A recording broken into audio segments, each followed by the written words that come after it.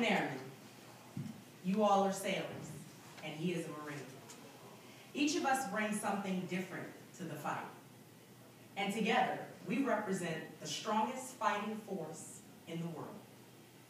As senior enlisted leaders, we need to embrace a collaborative mindset and maximize the capabilities of different branches of the service so that we can increase interoperability in a joint environment. Today I'm going to talk to you about the history of the Goldwater-Nichols Act and its evolution into current military operations. Each branch of our military specializes in certain areas of competency and dominance. The Army controls ground operations. The Navy rules the sea. The Marine Corps focuses on amphibious warfare. And last but not least, the Air Force maintains air, space, and cyberspace superiority. All of our strengths contribute to the essence of a superpower. And it was those same strengths that incited inter-service rivalry. Each service favored their own capabilities and chose to operate independently. Esprit de corps is a part of our military heritage, and we use it to rally the troops. But when it turns into ethnocentrism and collusion, it has the opposite effect, and it hinders mission accomplishment. And that's exactly what happened during the Vietnam War, the Iran-Contra affair, and Grenada. Each of those incidents revealed our inability to work together, the lack of unity of command, and it also exposed the inadequate military advice that we provided to our political leaders. Our individual strengths made our force weak. Operation Urgent Fury was the last straw.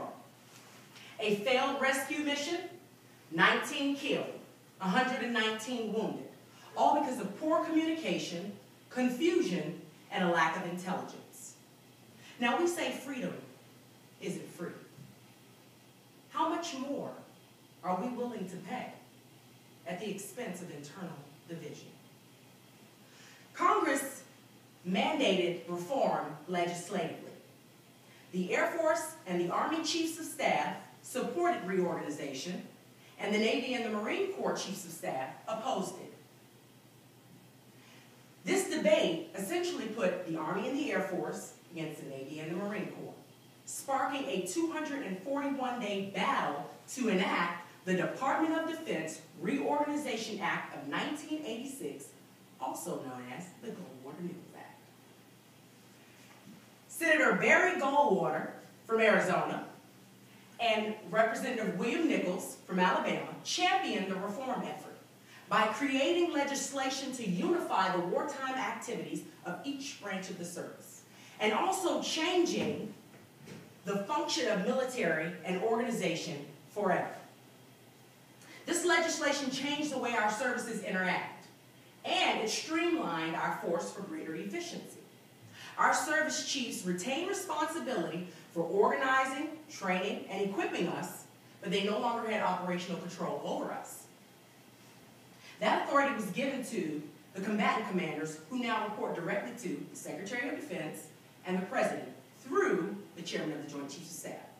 And speaking of the Chairman of the Joint Chiefs of Staff, the Goldwater-Nichols Act, it increased the authority associated with that position.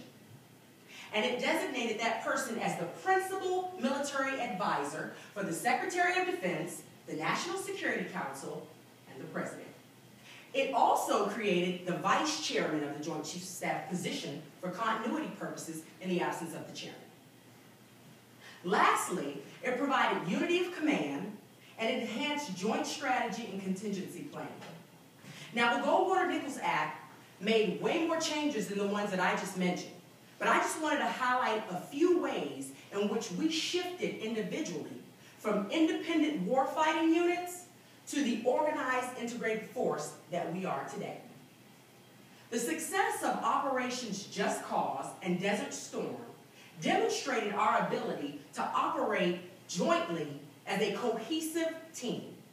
And it also enabled us to be a more effective fighting force.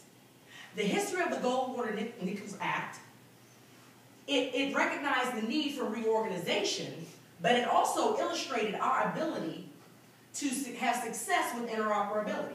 The concept of joint operations has evolved, and it continues to shape our current military operations. Our current military competencies include an arsenal of firepower like no other in the world. Former Vice Chairman of Joint Chiefs of Staff described the future of our armed forces best. His name is Admiral David Jeremiah. He said, no matter where we fight in the future, no matter what the circumstances are, we will fight as a joint team. And the fingers of that joint team are the individual services. But when it comes to the fight, we want that closed, clenched fist of American military power. The days of single-service warfare are gone forever. Senior enlisted leaders, we are that closed, clenched fist of military force. Joint warfare is ingrained in us, and we are prepared to meet the demands of undefined hostile threats together. There's an old adage that says, a three-strand cord is not easily broken. Here in this room, the three strands of that cord are represented: Air Force, Navy, and Marines. Our challenge is to tighten the cords of unity in the generation of sailors, airmen, and Marines, so that our bond of service is never broken.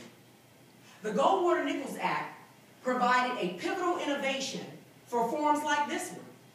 The Senior Enlisted Academy provides opportunities for us to develop capabilities and cultivate new relationships to achieve each service member's full potential.